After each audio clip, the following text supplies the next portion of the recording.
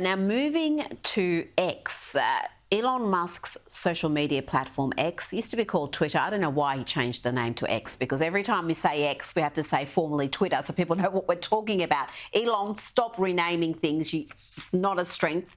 But X has faced a massive blow as major advertisers, including the likes of IBM and Apple, are departing the platform, pulling their advertising over claims that their ads have appeared alongside hateful content.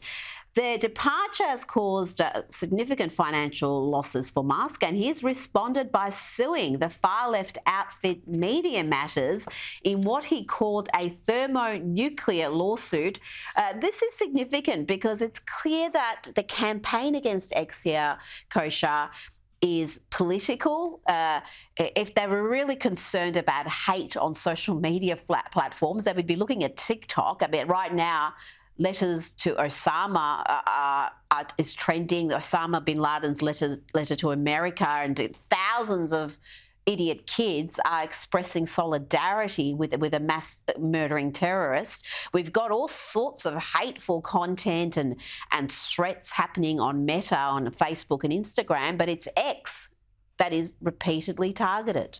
Because it is ground zero for what many say is the battle of the century. In the West, is battle for free speech. It's big, it's really messy, it's really tough in terms of the way the power structures, private and public, are aligning against this central tenet. And in a small way, the richest man in the world, who's a self-professed free speech absolutist, overpaid, many would say, for this platform from a business perspective, bought it to kind of make a dent in that battlefield. And so in that sense, if you zoom out, I guess it's not surprising that these kinds of attacks are going to come whenever they have a chance.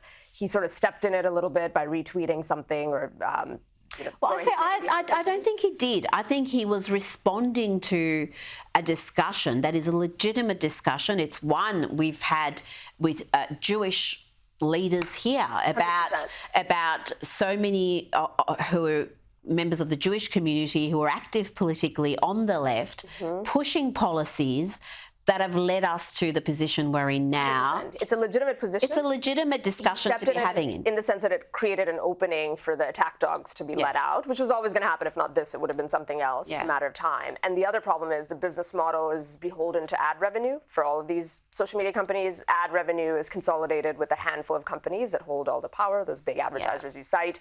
And I think he's trying to shift it to be more of a platform for the people, more subscription-driven, which could immunize him against these kinds of things. But it's going to get very dirty. Absolutely. And I think that this is going to encourage many people who value free speech and value having at least one social media platform where there is an even playing field to subscribe. As if the corporates aren't going to back this, then people with small subscription fees perhaps will.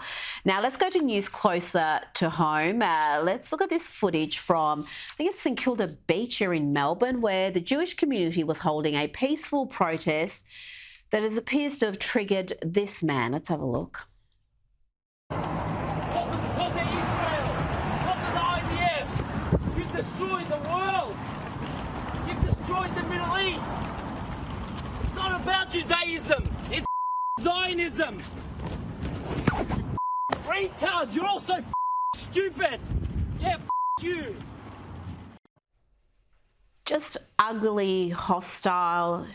I'm very sad that he was wearing a Hawthorn Football Club jumper there. It's not good for us. But this was about the most peaceful protest you can have. These people were pushing prams, empty prams, to represent the young children, some babies that have been kidnapped and are still being held hostage in Gaza.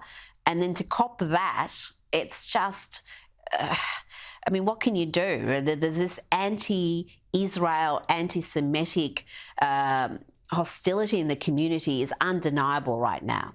It is, and I think it surprised a lot of people, the scale with which it is and the moments and pockets in which it bubbles up.